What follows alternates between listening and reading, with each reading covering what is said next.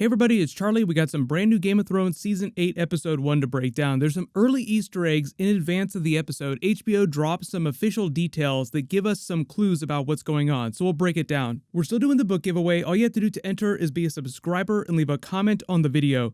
So what happened is on HBO's scheduling website, where it posts when everything is happening, where all the episodes are airing, it listed a bunch of details for the first episode, and this is HBO's official website. This isn't like some fan site that's making this up out of the blue. They officially list the runtime at 60 minutes, which lines up at the report that we got a little while ago about all the runtimes, and then was corroborated later by what HBO and Casey Bloys said in a recent interview at the TCAs. If you don't remember the video that I did for all the different runtimes, after that happened, HBO officially came out and said, not all these are exact, some of these will change, and some of them will be closer to time, meaning they'll actually be shorter. So I'm actually being more conservative with my episode lengths. Most of the episodes seemed like they were going to be close to 80 minutes long. Now HBO is saying that it's going to be closer to time. So now it sounds like the episodes are going to be a little bit shorter, but we'll get more information about that when we get closer to that dropping. The more interesting part of this are the cast members that appear during episode 1 and the cast members that do not. There's some very big characters during season 8 that seemingly do not appear during episode 1. So I just broke this down top 10 style, starting with number 10.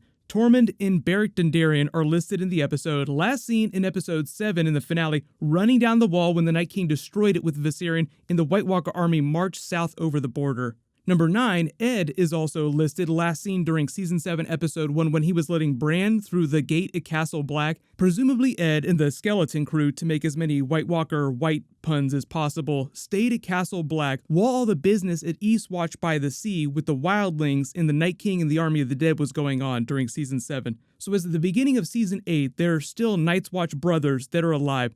But because the Night King destroyed the wall, and they probably heard about it since then, there's not much point in them defending the wall if the thing that they were defending against is running around in the south, terrorizing the realm. So presumably Ed and the other Night's Watch brothers that are alive would head down to Winterfell before the next big battle. And as for Tormund and Beric, either they stole a couple horses and made for Castle Black to let them know what happened if they didn't send any ravens, or they just made a beeline for Winterfell themselves. Number 8, Melisandre is listed as being in the episode last seen during Season 7, Episode 3, having that conversation with Varys, once scaring the crap out of him and telling him that she was headed to Volantis, but that she would be back because it was all destined to go down the War for the Dawn in Westeros. So she was basically telling Varys that they were destined to die, and that's what shook him. And it is really hard to imagine something out there that could actually shock or scare Varys. But pretty safe bet that Melisandre was going to Volantis to get more Red Priests and Priestesses from the Red Temple, to get reinforcements and maybe the Fiery Hand. They're like the faith militant of the Red Temples. They're usually stationed outside the Red Temples, wherever the temples are around the world, to keep people from causing problems, or if anybody needs to be put down. Just general badasses in the service of the faith. The same way the faith militant would serve the High Sparrow. But remember the last time that Melisandre was in Winterfell, Jon's like, don't you ever come back here or there's going to be big problems. So it'll be interesting to see what happens when she has her reunion, quote unquote, with Jon Snow. And even better, Blast from the Past, also listed on episode 1, is Gendry. So what kind of a reunion can you imagine they're going to have with Arya, Gendry, and Melisandre all in the same place? And if Jon Snow doesn't like her, then imagine how Gendry feels after Season 3 with all the leeches, and remember that last meeting with Arya in the fact that Melisandre is on Arya's list, and presumably she's making her way to Winterfell. So put them in proximity to each other and just see who kills Melisandre first. In fact, I would be willing to bet that Arya is probably a bigger threat to Melisandre than the White Walkers and the Night King. And obviously you should go without saying, because they're saying that Gendry is in episode 1, that also implies you get the Arya-Gendry reunion that we've been wondering about for the last couple of seasons since Arya came back to Westeros. We'll see which reunion winds up being the most awkward, Melisandre, Arya, and Gendry, or Bran and Jaime. We will meet again. The things I do for love. But number 7, Yara Greyjoy, also listed during episode 1, last seen in chains being taken to the Black Cells in King's Landing by Euron Greyjoy in episode 3.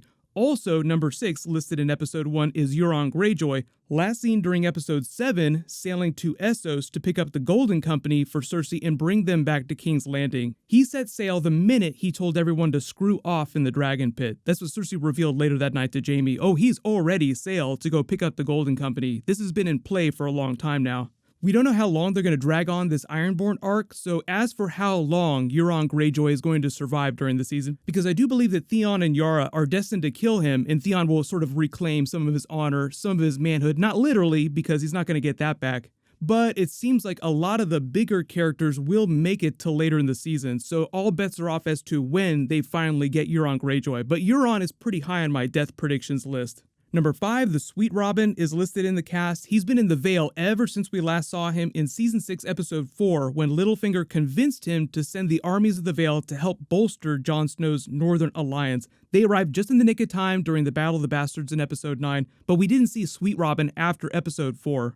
He's not really high on my death predictions list, but ultimately they could choose to try and marry him to Sansa if she's not going to marry someone else, because I do believe that she'll survive and ultimately become the Lady of Winterfell proper like she wanted to. She'll become the sort of wardeness of the North, but she'll also have to get married to another suitable person, and there are only a handful of those on the show right now that aren't really high on my death predictions list. There are a lot of eligible bachelors, but I definitely think a lot of them are going to wind up dying. And technically, I think she's still married to Tyrion too. They'll probably have a joke about that, but I don't know if that will stick or if Tyrion winds up surviving, they'll actually try to make it work. But I'm sure they'll address that in the first couple of episodes when they have their reunion. Number 4, Alice Karstark and Ned Umber are listed. R.I.P. Say an early warning for them. Last seen bending the knee to Jon Snow in Season 7, Episode 1. They're really young, they were given their lands back, but the reason why they're pretty much doomed is because their lands, the Umber's last hearth, is the first thing in the path of the Night King and the White Walkers on their way down to Winterfell,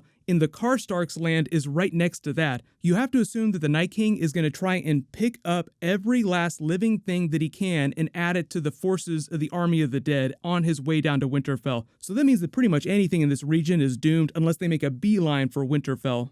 Number 3, the Little Bear is confirmed in the cast list, so still holding out hope for a reunion with Jorah Mormont, last seen in the north fleeing Ned Stark's justice after Ned caught him slaving his own people. Don't know who's going to bear him more ill will, the other lords of the north that probably think he's terrible, or the Little Bear and the other people of Bear Island. Like, how dare you show your face here after what you did to your people, and then ran like a coward.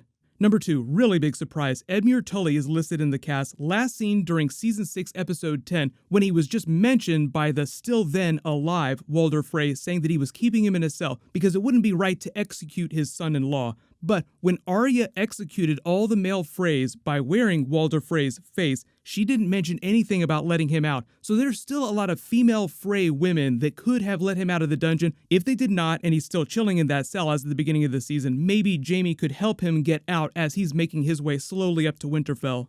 Number 1, though, noticeably absent really big characters from this cast list are the actor that plays the Night King, he supposedly does not appear during Episode 1, and Harry Strickland, which is the name of the character that's going to be the leader of the Golden Company. So either their omission is just an error, like there just wasn't room to include them, which doesn't seem quite as plausible, or they really don't appear during Episode 1, and they just find some other way to show what's going on with that. Like, you see the Army of the Dead marching, but you don't see the actual Night King himself, and maybe you see Euron with the Golden Company or talking about the Golden Company, but for some reason the leader of the Golden Company just isn't in that shot, and that's why he's not listed in the cast list. Also important to remember that they don't always list every single big character, so a really good example is Ghost in the Direwolves. They're huge characters for the story, and we know that Ghost is going to be appearing during Season 8 episodes, but when you see these little text blurbs saying, oh, these are all the actors and the characters that are going to be appearing during the episode, they don't always list the animal actors or some of the more minor characters. But let me know in the comments, which of these surprise returning characters are you most excited to see come back to the show? I know people have been asking about Edmure for a while now, like he's just chilling out in that Frey cell. Hopefully some of those women let him out. But what'll happen is it seems like HBO is ramping up to release an actual Season 8 trailer sometime in the next couple of weeks, maybe around the Oscars, something like that towards the end of the month. So just be on high alert for the next couple of weeks for a Game of Thrones trailer. Congratulations, Tom Smith. You're the giveaway winner from my last big Game of Thrones video. Please email me on the About page of my channel so I can get your details. Click here for my new Game of Thrones deleted scenes video, and click here for all my Game of Thrones Season 8 teasers, trailers, and promo videos. Thank you so much for watching. Everybody stay awesome. I'll see you guys tonight.